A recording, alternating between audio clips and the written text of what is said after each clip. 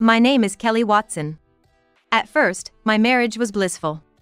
Living on the top floor of a high-rise apartment in New York, enjoying the spectacular view, with a handsome and kind husband. I felt like I had everything. But it turned out, my husband Tom was pathologically unfaithful. I discovered this not long after we got married.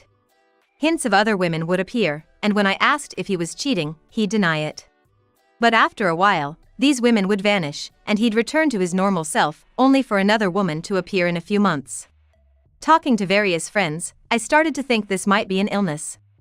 I considered divorce, but by then, I was pregnant, hoping maybe things would change after the baby was born.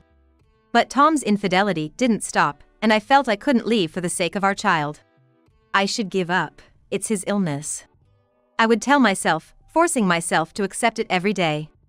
Then one day, 7 years later, Tom brought a woman home, unabashedly introducing her as his lover. My lover. My husband said this unabashedly. Cheating, right? I wasn't as shocked as I might have been. I had convinced myself that his affairs were just flings. Nope, she's my lover. So, it's serious, not just cheating? Yep, serious.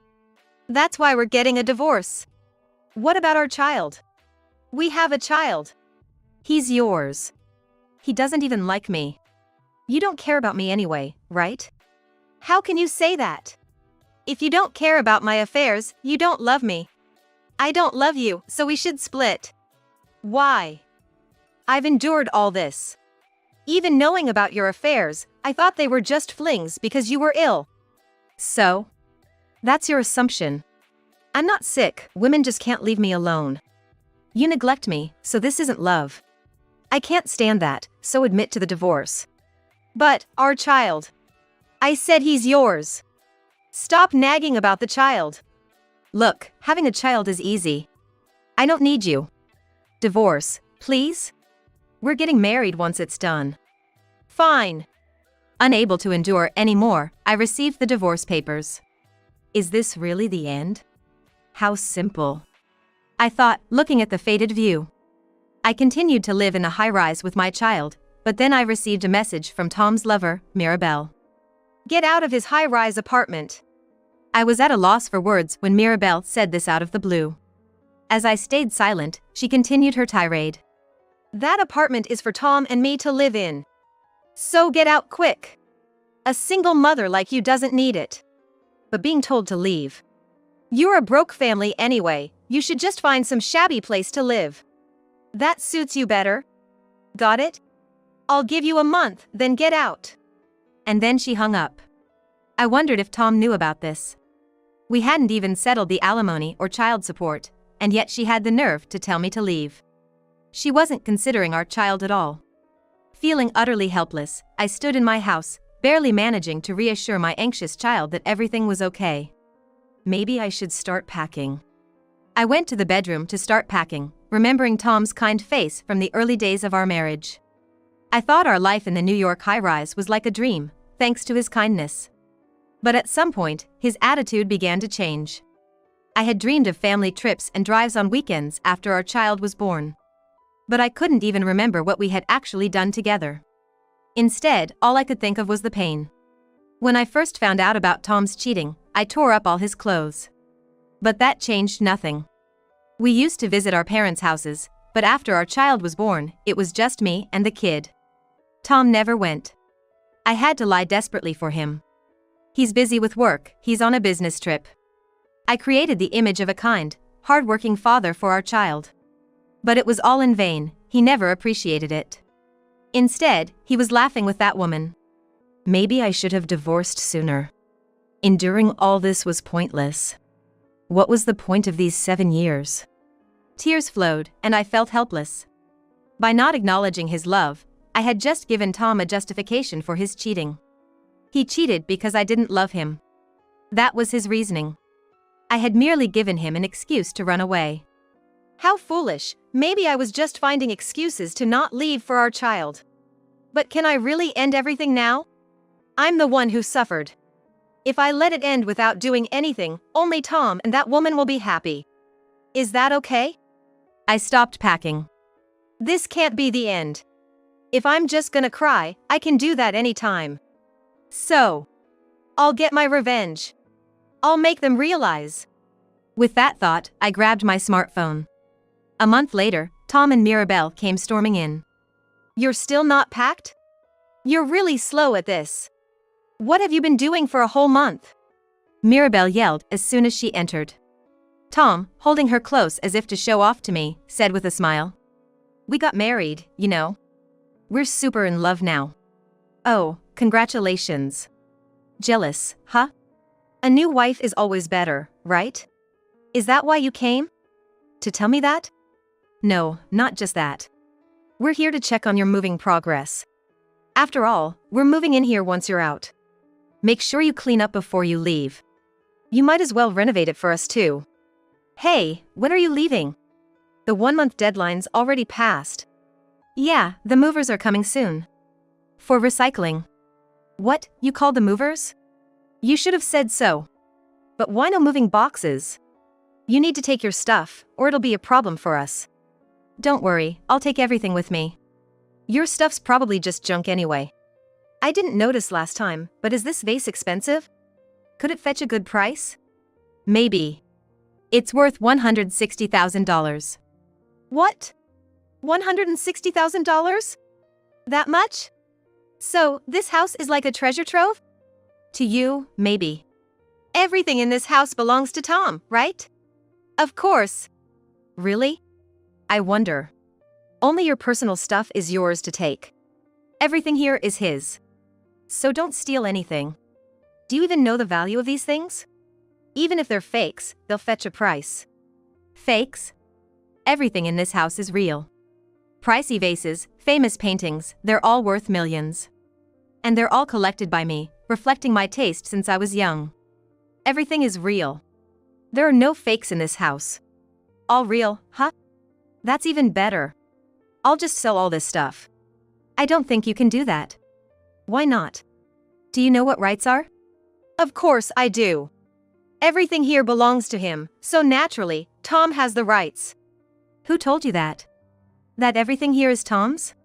Of course, Tom did. He said everything in this house, including this vase and this painting, belongs to him. That's strange, isn't it? What's strange about it? There's nothing strange at all. But Tom has no interest in art, you know? Even if he did, he wouldn't understand their value. How do you think a person like that would have collected all these? You're being fooled.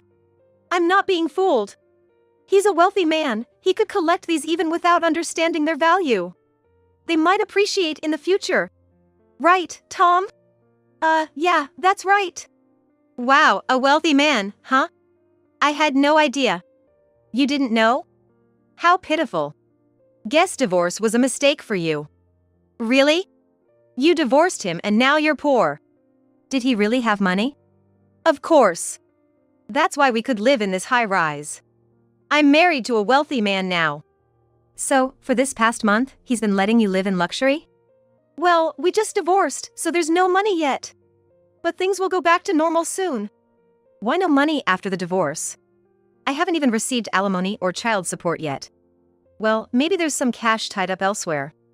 Optimistic, aren't you? What about his job? What does your wealthy husband do?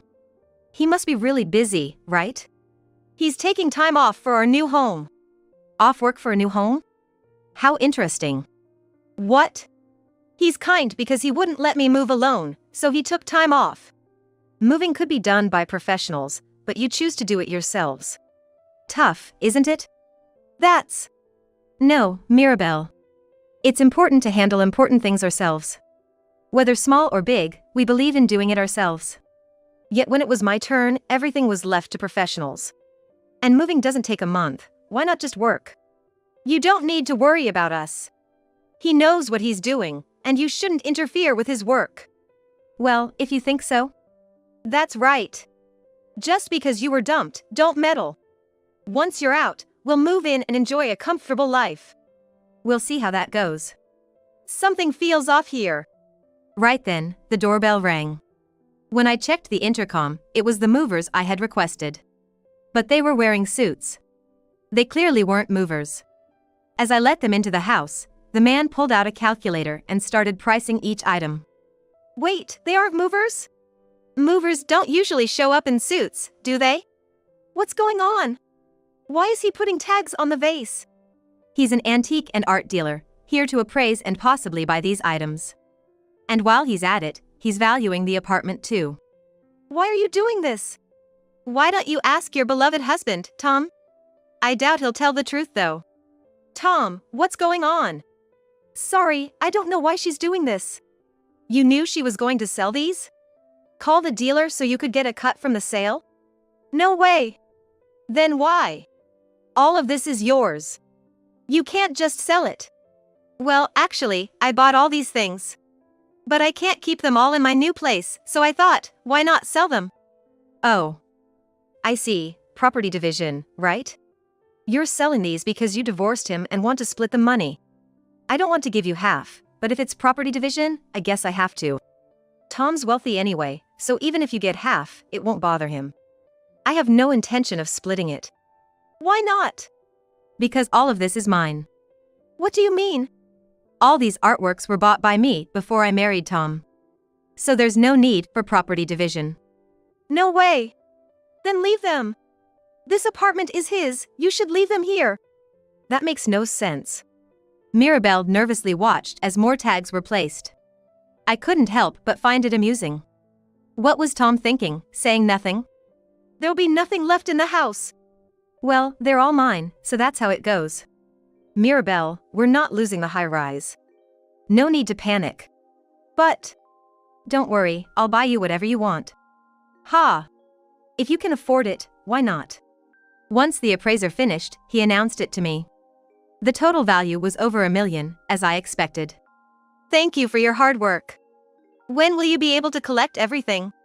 He replied that it would be in a day or two and left. In a day or two, these artworks will be gone, and then I'll have to leave this apartment too.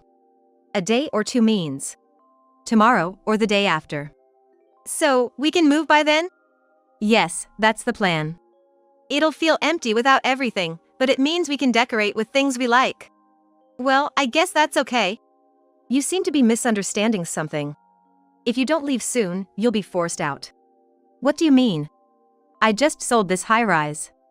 What? Why? Isn't this apartment Tom's?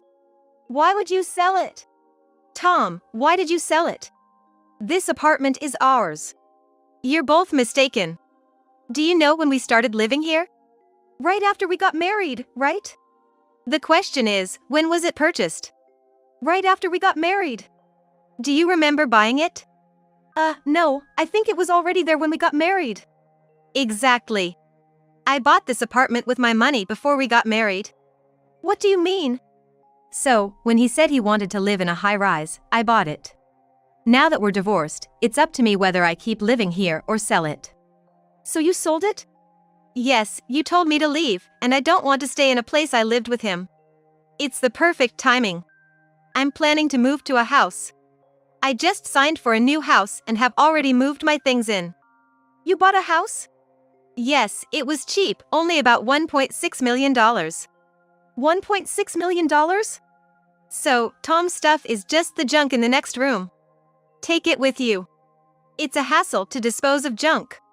Mirabelle rushed into the next room, finding several cardboard boxes. She hurriedly opened them, only to find actual junk. The clothes were mostly worn out. What is this? Tom's clothes. Why are they like this? I didn't throw them away because he said not to. A wealthy man wearing these ragged clothes? I wanted to let you keep dreaming until the end, but it seems that's not possible. What do you mean? He's not wealthy at all, just a poor guy. No way. Just a pile of garbage. That's harsh. It's not a pile of garbage. These clothes are still wearable. Why? I thought he worked for a major corporation. He said he was the president. He was a temp worker at a big company. No way. A temp worker. Yep, and he got laid off right when you two got married. Why? How do you know this? Even I, his wife, didn't know. Because I'm the president of that company. I thought I might make him a regular employee if our marriage continued, but he never took his job seriously since he knew I was the boss. So, I just kept him as a temp. I knew he couldn't afford a high-rise apartment on a temp's salary. But since I have a high income as the president, I thought it was fine. He didn't tell anyone at work that his wife was the boss. It was convenient for both of us, especially since he didn't want people to know I was his wife while he was cheating. So what will happen to Tom now? His contract is over. He was supposed to have one more month, but he's been absent without leave, so it's over. I thought he was wealthy. The wealthy one is me. So you were deceiving me? Not really. If Kelly hadn't divorced, I'd still be a wealthy man by marriage. But Mirabelle wanted a divorce, so I agreed. And with that, I'm out of the wealthy bracket. So, because his wife was wealthy, he's penniless? Yep. A super poor person. Yep. If you knew that, why did you sell the art? Because I can't keep them in my new house. You could have left them. That's not how it works. Everything here is mine. There's nothing here that belongs to you too. I'm just disposing of my own stuff. Tom, do something. Well, that's how it is. Nothing we can do. You're saying this to me. This is his high-rise, right? Say it is.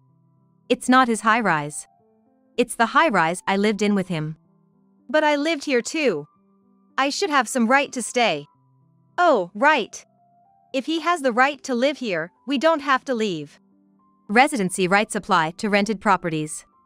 This is not a rental. I bought it in full before we got married. And you left a month ago. You haven't lived here for a month. Where's the residency right in that? Then, property division. I told you earlier. This apartment isn't a jointly acquired asset. It was bought by me before we got married. There's nothing to divide with you. You're penniless, and there's nothing I can do about it. Damn it. I thought we bought everything together. You never had that kind of money. You should take a good look at yourself. Tom seemed frustrated, trying to get something out of me. But with Tom's meager salary, there was no way he could afford anything, let alone own the apartment.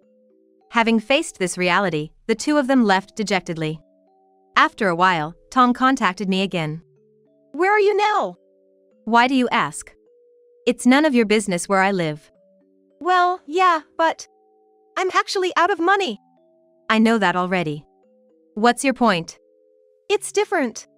Mirabelle is blaming me for being broke. Oh, I bet she is. Plus, my temp job ended, so I'm out of work. Find another temp job. Yeah, I know. But I'm not used to other jobs, and there's the whole thing with interpersonal relationships. Well, everyone else manages to deal with it. So, I have a favor to ask. What is it? But even if I listen, I can't promise I'll fulfill it. Don't be like that. I'm really struggling here. So, what is it? Could you hire me at your company? No, I can't. Come on, think about it. Why would I hire my ex-husband? That's just absurd. Even your current wife, Mirabelle, wouldn't like it. But she's the one who suggested it. What? Yeah, Mirabelle brought you up. She said since you're the CEO of a large corporation, you must have a job for me. And since I'm your ex-husband, you'd probably pay me well. That's ridiculous. Both you and Mirabelle are out of your minds. So please, help me out. Marrying Mirabelle was a mistake, I realize that now. You're jumping from job talk to marriage regrets. Are you okay? No, seriously, it was a mistake. She complains about me not having money, and I don't get any allowance. Well, you don't work, so you wouldn't get an allowance. You gave me money even when I didn't work. That was because I had an income. Now I can't even cheat. You shouldn't be cheating in the first place. It's my only joy. That's not my problem. So, hire me, please. Why would I hire someone like you who doesn't work? That's just not happening. If I'm going to hire someone, it'll be someone who actually works. I'll work hard this time. Do you really think I can believe you now? A man full of lies is not trustworthy. Then I'll write a pledge. Even if you wrote that, it wouldn't mean anything coming from you. Don't say that. Come on, help me out. If I don't get a job, Mirabelle will be mad at me. That's not my problem. You chose this path. And things are only going to get worse from here. Worse? What do you mean? Mirabelle has a lot of debt. What? Really? Yes, really. How do you know that? Who do you think I am? I'm a CEO. It's easy for me to find these things out. You looked into it. Exactly. And she's borrowed from some not so nice places. No way. Why would she borrow from places like that? She's on the blacklist. She can't borrow from reputable sources because she never pays back. She's pretty well known among payday lenders. Is that so? Why does she need so much money? I don't know why she needs it, but now that I think about it, she was always obsessing over money. She wanted to keep the vases and paintings. Yeah, her obsession with money is intense. So, the amount she's borrowed, even from just the reputable lenders, is huge. The interest is piling up. She borrows from one place to pay another, creating a snowball effect. It's quite impressive, making snowballs without any snow. This is the worst. What should I do? Well, since she borrowed it, it's not my problem. The responsibility to pay it back is hers. So, if I divorce her, I won't be affected. That's unlikely. Why? Why do you think she married you? Because I'm handsome. There are other handsome men out there. She thought you were wealthy. She thought marrying a wealthy man would erase her debts. Turns out you're broke. If she lets you go now, she'll have to pay back everything herself. She won't let you go. That's ridiculous. So that's why she's always talking about money? Maybe. So, I'm basically working for her now? Looks like it. This is too much. Well, you made your bed. You betrayed me and our child. Mirabelle probably thought you'd be quiet about her cheating, just like you were with me. But fairy tales don't happen that often. I've been tricked? It's like the fox and the raccoon tricking each other. Fox and raccoon? Yes, both of you were deceiving each other. What if some scary people come to collect the debts? That might happen. You should be prepared for that. No way. Kelly, please help me. Hire me with a high salary. No way. You're not worth a high salary. You can't do anything. Don't say that, I'll really work hard this time. If not, lend me money for a divorce lawyer. Don't joke. If you want to talk about that, first pay the alimony and child support. Kelly. Later, Tom, cut off from income, was constantly nagged by Mirabelle to work. But used to a life with me, he despised working. The thought of all his hard-earned money going to Mirabelle's debts made him not want to work, even joking that working would mean losing. They fought every day, but without money, they couldn't live. Tom borrowed money and tried to increase it through gambling, falling into a vicious cycle. Realizing this wasn't working, he finally found a part-time job. However, he was the epitome of a man with naive thinking. However, his naive attitude led to quitting every time a high school senior or an older woman employee scolded him, making no money at all. Meanwhile, Mirabelle racked up more debts. Substantial amounts. Before Tom even found out about it, she had disappeared without a trace. It turns out that the reason for the debt was to pay off her own debts, and she had borrowed the money under Tom's name. Tom, overwhelmed by the ballooning debt, apparently complained that he wasn't the one who borrowed the money. However, the lenders, being from the more dangerous side of money lending, just yelled at him, like we care, and that was the end of it. He had to pay no matter what and came to me begging, but I refused. I haven't seen him since then, and no one knows what became of him. As for me, I got tired of high-rise living and bought a house, now enjoying harvesting in the home garden with my daughter. Seeing her happy face, I feel confident that divorcing was the right decision.